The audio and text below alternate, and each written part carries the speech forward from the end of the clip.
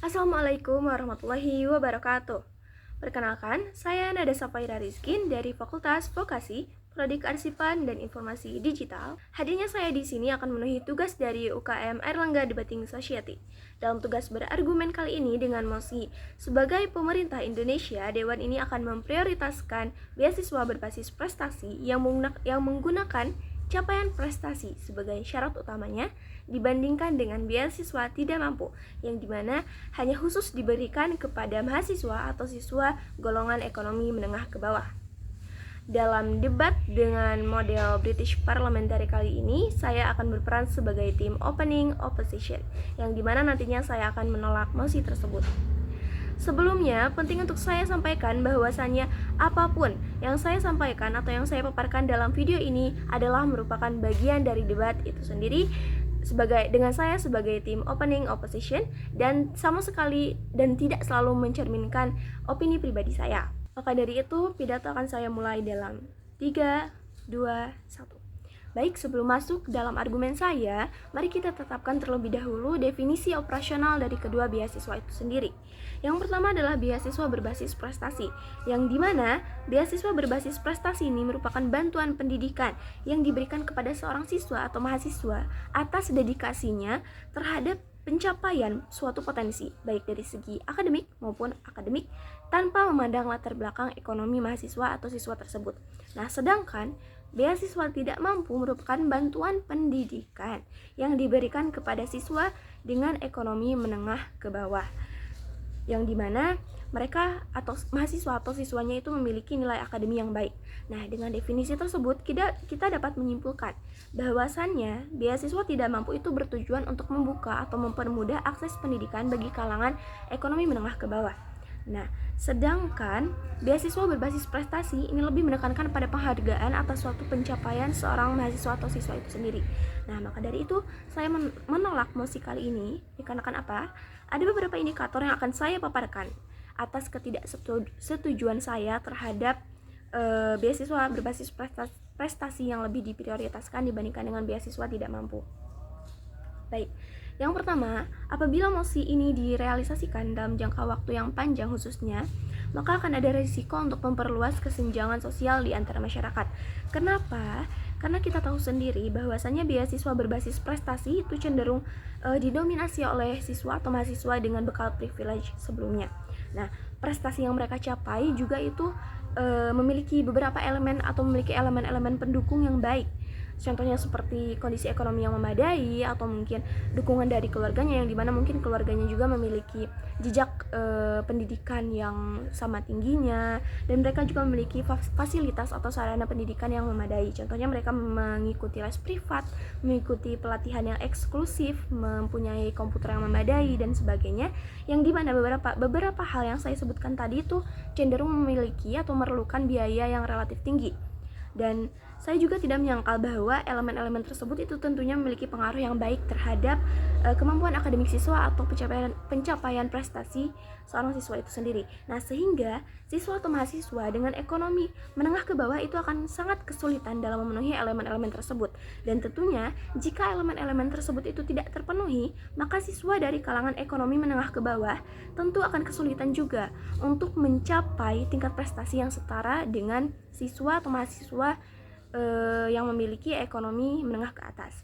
Nah, yang dimana hal tersebut juga akan menimbulkan rasa kalah jauh, minder, atau bahkan rasa cepat putus asa bagi siswa kalangan ekonomi menengah ke bawah, sehingga nanti dalam persaingannya mereka tidak akan memunculkan potensinya secara maksimal, dan pada akhirnya peluang beasiswa prestasi di kalangan siswa dengan ekonomi menengah ke bawah itu lagi-lagi akan menjadi semakin kecil.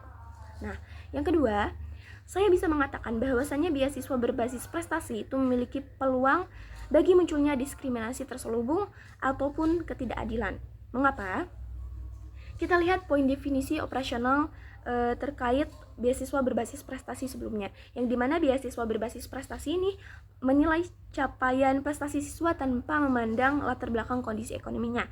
Kami tidak mengatakan ya bahwa orang dari kelas ekonomi lebih tinggi itu tidak layak mendapatkan penghargaan atas prestasinya. Tetapi ketika beasiswa prestasi dijadikan skema utama, maka ada risiko diskriminasi sosial karena penerimanya itu datang dari latar belakang ekonomi yang lebih beragam. Nah, seperti katakanlah siswa penerima beasiswa berbasis prestasi dari keluarga mampu itu bisa mengikuti berbagai lomba, workshop, atau mungkin program tambahan lainnya karena ya ketersediaan biaya dan mungkin hal-hal fasilitas lainnya yang mendukung. Nah, sebaliknya, siswa penerima beasiswa berbasis prestasi dari keluarga ekonomi menengah ke bawah itu lebih mengandalkan fasilitas sekolah dan mungkin belajar secara mandiri atau otodidak, sehingga seringkali mereka itu melewatkan kesempatan untuk menonjolkan dirinya sendiri dan jarang memiliki jaringan atau rekomendasi yang lebih. Sehingga dengan kata lain itu akan ada representasi yang tidak cukup bagi siswa dengan ekonomi menengah ke bawah yang menerima beasiswa berbasis prestasi tersebut, dan hanya siswa dengan ekonomi menengah ke atas yang bisa bersaing secara lebih maksimal. Nah, hal ini berbeda dengan beasiswa yang tidak mampu, yang dimana penerima berada pada, bisa kita katakan berada pada level atau latar belakang standar ekonomi yang mirip ataupun mungkin sama, sehingga solidaritas yang terjalin di antara siswa atau mahasiswa penerima beasiswa tidak mampu itu sendiri bisa lebih kuat. Nah, yang dimana poin pertama dan kedua yang saya sebutkan sebelumnya itu tentunya sangat tidak sesuai dengan prinsip keadilan sosial yang kita anut dan tercantum dalam Undang-Undang Dasar Pasal 31 Ayat 1 Undang-Undang Dasar 1945 yang menyatakan bahwasannya pemerintah pusat dan daerah wajib memberikan layanan dan kemudahan akan akses pendidikan bagi setiap warga negaranya tanpa adanya diskriminasi. Nah, poin yang ketiga, menurut saya dan saya yakin akan hal ini bahwasannya beasiswa tidak mampu itu lebih komprehensif dan efektif karena memperhatikan dua sisi tentunya. Kita lihat dalam skema beasiswa tidak mampu ini, kita balik lagi ya ke definisi operasional mengenai beasiswa tidak mampu, yang dimana beasiswa tidak mampu ini menyeleksi penerima dari kalangan ekonomi menengah ke bawah dengan nilai akademik yang baik. Nah, pun dalam programnya beasiswa tidak mampu ini mewajibkan penerimanya untuk mempertahankan atau bahkan meningkatkan indeks prestasi kumulatif dengan standar 2,8 atau bahkan lebih di tiap semesternya. Nah, sehingga jika tidak terpenuhi aturannya, jika tidak terpenuhi ataupun tidak ada perbaikan seterusnya atau nantinya, beasiswa tersebut akan ada ketentuan bahwasannya beasiswa tersebut itu bisa dicabut. Nah, kita lihat juga dalam sisi psikologis, dalam ranah perkuliahan, saya rasa mahasiswa itu sudah cukup memiliki pola pikir yang cukup matang, sehingga mereka akan memiliki rasa atau kesadaran lebih tinggi akan pentingnya suatu pendidikan, dan tentunya mereka tidak akan menyia-nyiakan kesempatan baik dalam segi akademik maupun non-akademik yang bisa mereka dapatkan dalam beasiswa tersebut. Nah, artinya beasiswa tidak mampu ini tidak hanya sekedar bantuan finansial bagi orang-orang dengan kalangan ekonomi menengah ke bawah saja, sehingga kita bisa mengabaikan suatu prestasi akademik atau bisa mengabaikan suatu ilmu tertentu.